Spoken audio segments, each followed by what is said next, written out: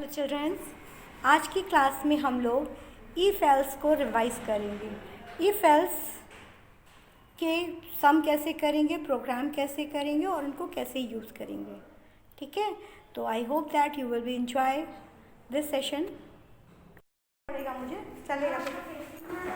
हाँ, मेरा फेस नहीं आ रहा है, कोई बात नहीं, समझ में तुम लोग आना चाहिए। ठीक है, इफ एल्स में यहाँ पर जब हम स्टेटमेंट की बात करते हैं तो होता है सीक्वेंस प्रोग्रामिंग, जो आप ऑलरेडी बेसिक में पढ़ चुके हैं। बेसिक की जो प्रोग्रामिंग थी वो सीक्वेंस प्रोग्रामिंग, एक सीक्वेंस पे चलती थी। ठीक है, अब बस कंडीशनल या इफ एल्स इटरेशन प्रोग्रामिंग की जब हम बात करते हैं वो क्या कहलाता है? If else. तो इफ एल्स में भी हमारे एक तो होता है इफ कंडीशंस,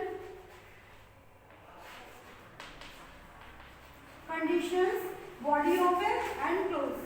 ठीक है, इसके अंदर हम यहाँ पर स्टेटमेंट पास करते हैं। स्टेटमेंट मतलब जो प्रिंट कराना है। हम यहाँ पे जैसे एक वेरिएबल पास किए, हमने कहा a is greater than b, then b को प्रिंट कर दो। या हमने चेक कराना है कि अगर वो 2 से डिवाइडेड हो रहा है तो वो इवन नंबर है। ठीक है, ऐसी सिचुएशन जब एक ही कंडीशन लगानी होती है तो हम पहला सेंटेंस यूज करते हैं इफ का। दूसरा हमारा सेंटेंस होता है इफ एल्स। ठीक है, तो हमारा होगा if condition, body open, statement, इसमें कुछ ना कुछ तो स्टेटमेंट होगा ही होगा, और उसके बाद एल्स लगाते हैं। अच्छा बेटा, इसमें सारे लेटर स्मॉल होते हैं। ठीक है, और ये चीज मैंने पहले भी बताई थी, कर्ली ब्रेसेस जहां ओपन होता है जिस फंक्शन का, उसके आगे सेमीकोलन नहीं लगता है। अगर सेमीकोलन लगा दोगे तो वो स्टेटमेंट हो जाएगा। ठीक है, हमने जैसे डू व्हाइल में बताया तो व्हाइल वाले में सेमीकोलन नहीं लगता है, पर डू व्हाइल में लगता है, व्हाइल वाले में लगाते हैं हम लोग। तो वैसे ही यहाँ पर हम सेमीकोलन लाइफ में लगाते हैं। एल्स में एल्स की बॉडी खोल भी सकते हैं और नहीं भी खोल सकते हैं, क्योंकि ये अलावा अदर सिचुएशन है। ये कंडीशन ट्रू है, नहीं तो ये कंडीशन ट्रू है। ठीक है, अब तीसरा हमारे पास आता है if body open close, if body open and close, ऐसे लास्ट में एल्स, मतलब कई सारे इफ और लास्ट कंडीशन एल्स। ठीक है, इसके साथ साथ अगर हम कंडीशन में चलाते हैं if body open close, else if body open and close, मतलब यहाँ पर जो इसकी कंडीशन है उसमें कंपाइलर सारी कंडीशन को रीड करेगा। यहाँ पर इस कंडीशन के अगर नहीं ट्रू है तो एल्स में आएगा, एल्स इफ चेक करेगा, फिर उसको एल्स इफ मिलेगा। ठीक है, और लास्ट कंडीशन इसकी एल्स होगी। तो एक तो तुम्हारा हो गया इफ कंडीशन, एक इफ एल्स हुआ, दूसरा इफ एल्स हुआ, तीसरा if else if else if else if. ठीक है, तो बेसिकली ये और कंडीशन दोनों एक दूसरे के पूरक की तरह काम करती है। कभी कभी हम लोग यही कंडीशन यूज कर लेते हैं या ये कंडीशन यूज कर लेते हैं। ठीक है, इसके साथ साथ नेस्टेड इफ होता है। जब हम इफ की बॉडी के अंदर कोई नया इफ खोलते हैं तो उसको कहते हैं नेस्टेड इफ। ठीक है, मतलब आपका क्या हुआ, पहली कंडीशन इफ हुई, बॉडी ओपन, ठीक है, इसी के अंदर if body open and close and this one, मतलब ये वाली कंडीशन के अंदर जो इफ देते हैं वो होती है नेस्टेड। मतलब बॉडी के अंदर एक नई बॉडी, यानी इस कंडीशन को चेक करो, उसके बाद यहाँ आओ, चाहे ये कंडीशन ट्रू है तब बाहर जाओ। मतलब ये दोनों कंडीशन क्या हुई, नेस्टेड इफ कहलाएंगी। ये चीज हमेशा याद रखना, नेस्टेड इफ क्या होता है। ठीक है, फिर आपके पास जब ये कंडीशंस के हिसाब से बनाते जाएंगे, ये की बॉडी, जैसे हमने कहा कि एक रेस्टोरेंट में पहुंचे, है ना, अब उसने पूछा हमसे कि हमारे पास 1 2 3 4 सारे प्रोडक्ट हैं। इफ अगर हमने कहा सी इज इक्वल टू 1 तो अंदर जाओ, अंदर जाके वो चेक करे कि कौन कौन से प्रोडक्ट अवेलेबल हैं, तो उसमें से जो भी प्रोडक्ट चाहिए वो हम यहाँ से चूज करेंगे। If you put 1 then you will get the masala dosa, if you put 2 you will get the idli. यानी ऊपर तो साउथ इंडियन, पहला इफ क्या कह रहा है ना, साउथ इंडियन, और उसकी बॉडी के अंदर वैरायटी ऑफ साउथ इंडियन। नीचे आया दूसरा इफ क्रिएट किया, उसने हमने लखनवी फूड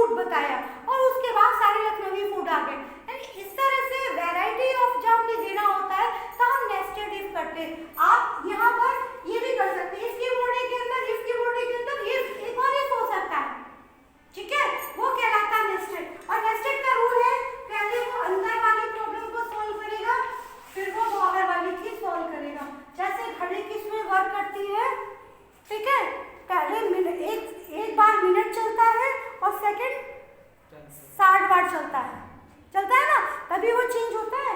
सेम फैशन ये सारा वैरायटी ऑफ वर्क करता है, ये आपका कहलाता है इफ कंडीशंस। ठीक है, तो इफ कंडीशंस में बहुत सारे प्रोग्राम्स आते हैं, जैसे हमें चेक करना हो, पास फेल चेक करना हो, ठीक है, या हमें चेक करना हो बिजली का बिल का बनाना है पूरा का पूरा स्ट्रक्चर, या हमने कोई परचेज किया है और हमें उसका डिस्काउंट अमाउंट चेक करना है, तो हम क्या करेंगे, तो हम इस कंडीशंस को यूज करेंगे। पॉज, हम एक एक चीज समझाते जाएंगे। हो गया, आप पेन छोड़ दीजिए, बस खाली हमको डिटेल बोल के जाइएगा, है ना। ठीक है, आप सबसे पहले तो आप import java.io या util लिखेंगे। हम लोग util से करते हैं क्योंकि स्कैनर इजी पड़ता है और IO का जो बफर है वो लंबा होता है। ठीक है, अब हमने यहाँ पे क्या दिया, public static void main function. Main functions के अलावा भी फंक्शंस में कुछ भी कर सकते हैं, आप अपना नाम भी डाल सकते हैं। मेन इसलिए लिख रहे हैं क्योंकि सी लैंग्वेज या सी प्लस लैंग्वेज में main as a keyword function use किया जाता है, तो जो लोग लैंग्वेज पढ़ के आए हैं वो क्या करते हैं, इस लैंग्वेज को यूज करते हैं बेटा। ठीक है, that is why we are using main, but main is not compulsion. आपसे कोई क्वेश्चन भी पूछ सकता है कि मेन लिखना कंपल्शन है, तो आप कह सकते हैं नहीं, ये मेन कंपल्शन नहीं है। ठीक है, अब आपने क्या करना है, सबसे पहले स्कैनर लगाना है। Scanner object is equal to new scanner,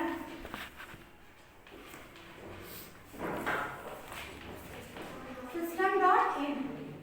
अच्छा, यहाँ पे एस कैपिटल होता है, ये रूल है स्कैनर का। ठीक है, आपका यूटिल फाइल कॉल करेंगे, स्कैनर का एस मस्ट बी कैपिटल।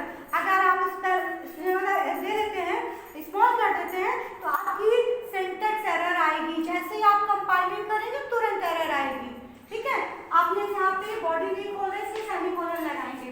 अब आपको वेरिएबल डिक्लेयर करने हैं, तो पहला purchase amount. Purchase maximum time पे राउंड फिगर पे होता है। ठीक है, कभी भी पॉइंट पे नहीं होता, रेयर केस होता है जिसमें 25 पैसा 20 पैसा लगा रहे हो, अदरवाइज नहीं होता है। तो हमने यहाँ वेरिएबल ले लिया INT, डेटा टाइप किया और वेरिएबल लिया परचेज, PUR दे दिया, है ना, परचेज कॉल कर दिया। अब हमें क्या करना है, कैलकुलेट करना है डिस्काउंट। डिस्काउंट हमें चाहिए, परचेज अमाउंट पे हमें डिस्काउंट मिलेगा, तो हमने डिस्काउंट हमारा पॉइंट में आएगा, तो उसके लिए हमने ले लिया फ्लोट DS। ठीक है, सेमीकोलन लगा दिया। हमें दोनों की वेरिएबल यहाँ पे इनपुट करानी है, इसलिए हमने वहाँ पे कोई वैल्यू पास नहीं की। बट कभी कभी क्या होता है, जिसमें हम वैल्यू लेते हैं, अगर उसमें 0 पास नहीं करते हैं तो कंपाइलर एरर करता है। तब ऐसी केस में आप यहाँ कर सकते थे discount is equal to 0.0f। जब आप फ्लोट लिखते हैं, फ्लोट के केस में f लिखना कंपल्शन होता है, ये चीज याद रखिएगा, है ना। डबल के केस में लिखने की जरूरत नहीं होती, फ्लोट में बताना पड़ता है।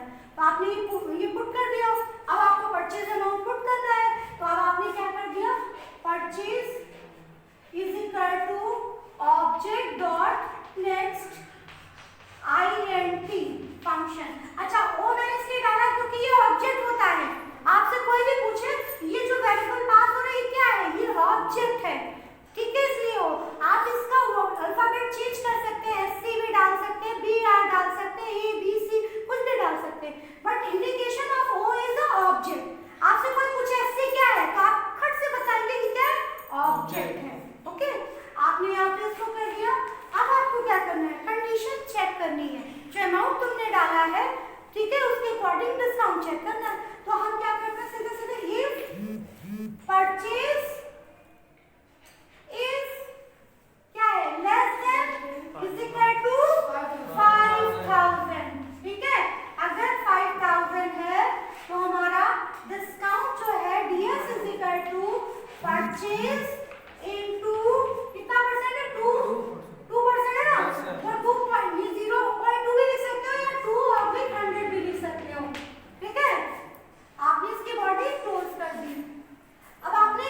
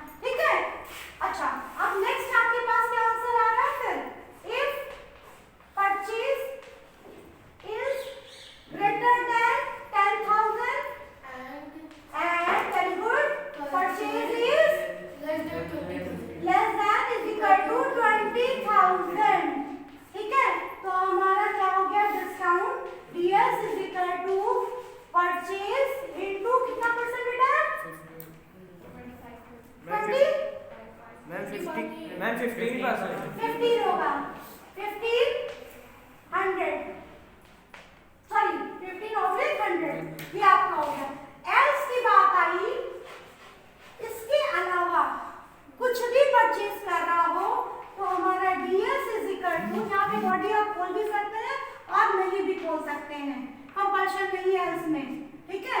आपने कह दिया परचेज इज 25/100, ये आपका हो गया। तो कितने भी, अब एक चीज समझ लो, इस प्रोग्राम से आप ये समझ लो इफ एल्स की कोई भी ऐसी कंडीशन में इस प्रोग्राम होगा, आपको ऐसे ही करना है, ठीक है। और अगर आपको ज्यादा लगे तो यहाँ पर बस खाली इस जगह पे एल्स और लगा देना है, नेस्टेड, ठीक है। सर नेस्टेड नहीं, एल्स इफ वाली कंडीशन लगा देना। अगर आपको कंफ्यूजन लगे तो एल्स इफ या इफ दोनों लगाएंगे, दोनों काम करेगा, कोई दिक्कत नहीं, ठीक है। आपने इतना कर लिया। अब आपको कहा गया प्रिंट कराओ, क्या कराना है, एक तो आपको परचेज अमाउंट कराना है और उसका डिस्काउंट कराना है। तो आपने जब कंडीशन लगाई तो अब आपने हाथ में, आप चाहते तो यहाँ प्रिंटिंग भी कर सकते थे, लेकिन फिर वो काम ज्यादा हो जाता, तो हमने पूरा काम खत्म किया। उसके बाद हमने लिखा system.out.print, आप लिख सकते थे purchase double quotes plus PUR bracket semicolon. तो ये आपका हो गया एज इट इज प्रिंट हो जाएगा और वो आपका वेरिएबल हो गया। अब आपको डिस्काउंट प्रिंट कराना है तो आपने कर दिया discount system.out.print discount plus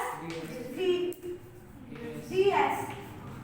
sir आपने क्या करना है, ये बॉडी खोली थी, ये बंद नहीं हुई है, तो पहले आप मेन की बॉडी को बंद करेंगे, ठीक है, और फिर क्लास की बॉडी को बंद करेंगे। आपका ये प्रोग्राम हो गया, ठीक है। सिंपल रिसेट करना तो कोई दिक्कत नहीं है। अगर इस तरह से कंडीशन बेस्ड प्रोग्राम आता है तो आपको बस ये याद रखना है कौन सी कंडीशन कहाँ रखनी है, ठीक है।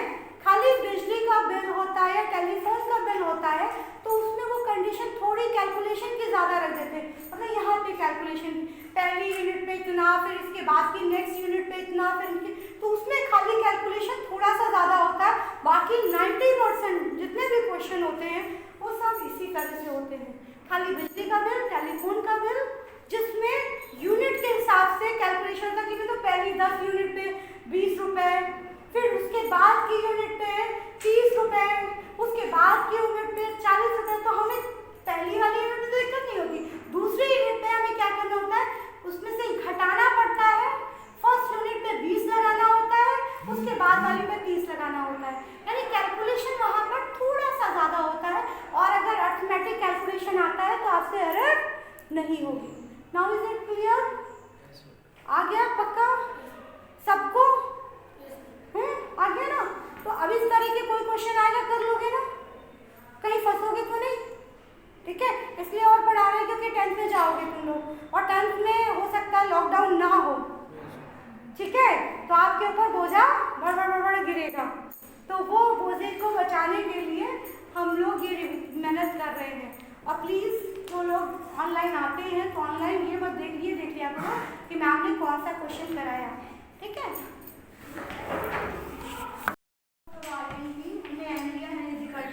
ऑब्जेक्ट डॉट नेक्स्ट आइडेंटिटी, एक तो वेरिएबल हमने यहाँ पे ले लिया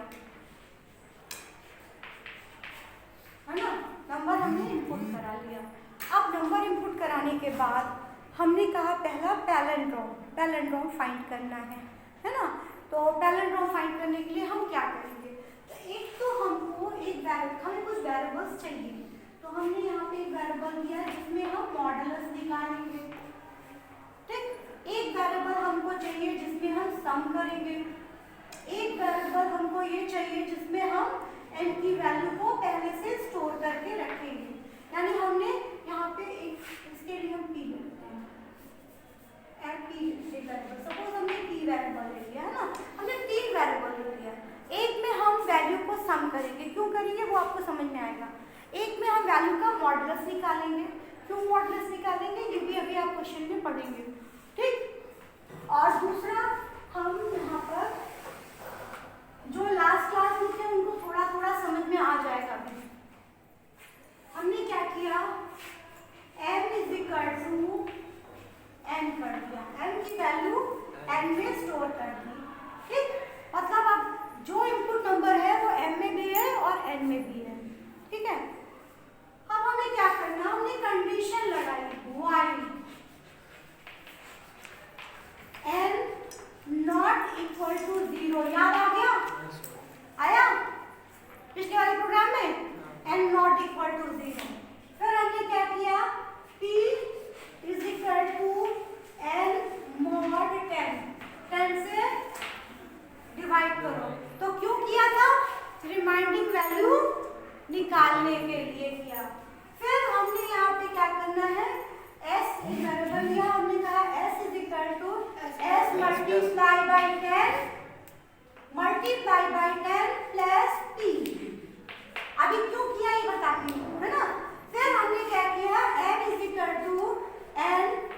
डिवाइडेड बाय 10। याद आ गया? आप लोगों ने लास्ट में जो किया था, सपोज करो मैंने यहाँ पे डाला 121, ठीक है, या सपोज करो पहले उल्टा समझ लो, गलत वर्ड देके 125, ठीक, ये आपने वैल्यू दी। तो अब ये क्या करेगा, इसका आगे मतलब समझ लो। सबसे पहले आया p की वैल्यू कुछ नहीं है, तो हमने कहा p में 125 mod 10, तो रिमाइंडर हमारे पास आया 5, ठीक। अब हमने s कहा, s is equal to s की वैल्यू 0 मल्टीप्लाई बाय 10 प्लस 5। तो आपने पता है 0 से मल्टीप्लाई करने पे जो भी वैल्यू होती है वो 0 आ जाती है, तो 0 प्लस 5 इज इक्वल टू 5 हो गया। फिर कहा गया n is equal to 25 divided by 10, आया 12.5, और इंटीजर ये वैल्यू रीड नहीं करता है, यानी n की वैल्यू हो गई 12, ठीक। अब फिर से आए, अब आपके नेक्स्ट क्वेश्चन में चला, तो 12 mod 10, तब क्या हो जाएगा 2 हुआ, ठीक। अब हमारा s is equal to 5 into 10 plus 2, तो आंसर हो गया 52, सही है ना। फिर आपने क्या करना होगा, 12 डिवाइडेड बाय 10 यानी 1.2 हो गया। अब फिर आपने यहाँ पे मिला 1, अब नेक्स्ट स्टेप पे हुआ 1 mod 10 यानी कि 1, ठीक। अब आपने यहाँ पे नेक्स्ट आए, वैल्यू क्या होगी 52 into 10 प्लस 1, तो आपका हो गया यहाँ पे आंसर हो गया 521, और n mod 10 किया यानी 1 डिवाइडेड बाय 10 किया, तो क्वेश्चन में क्या आ गया 0.1, यानी वैल्यू कट गई। तो इतना काम करने पे आपको समझ में आ गया कि क्या लॉजिक चला, लॉजिक क्लियर हुआ ना। अब ये लॉजिक जो होता है मैक्सिमम क्वेश्चन में चेंज होगा, बाकी ऊपर का सेम रहता है, ठीक है। अब आपने क्या किया, सीधे सीधे ये कंडीशन कंप्लीट हुई, आप चेक करने पहुंचे, if m is equal to इसके इक्विवेलेंट जो सम वैल्यू है, अगर m में हमने n की वैल्यू स्टोर की थी, हमने कहा m is equal to s, नहीं सर मैं जा रही हूं, बस 2 minutes, SOP num is talent, ठीक है, body close else SOP num is not palindrome होता है, ठीक है।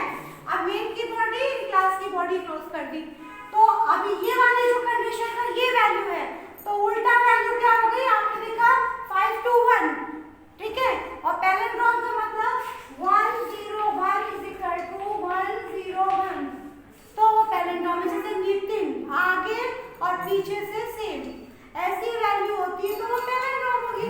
तो इस केस में ये वैल्यू पैलिंड्रोम नहीं है, और अगर हमने 101 डाला तो वैल्यू पैलिंड्रोम होगी। तो सेम फैशन हम इस तरह से प्रोग्राम करते हैं।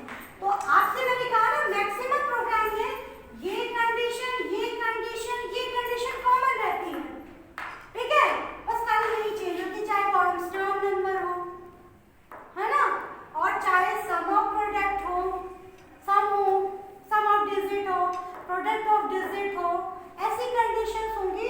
तो बस यहाँ चेंजेस आना है, बाकी ऊपर नीचे की कंडीशन सेम रहेगी, ये स्टेटमेंट भी सेम रहेगा क्योंकि कंडीशन हम चेक कराते हैं। बस खाली यहाँ पे पैलिंड्रोम की जगह आर्मस्ट्रांग हो जाएगा, स्पेशल नंबर हो जाएगा, डक नंबर हो जाएगा, ठीक है। Got it my point. तो इस तरह से हम प्रोग्राम करते हैं, ठीक। आज की सभा हम यही समाप्त करते हैं, नेक्स्ट सभा में मिलेंगे, तब तक के लिए जय हिंद।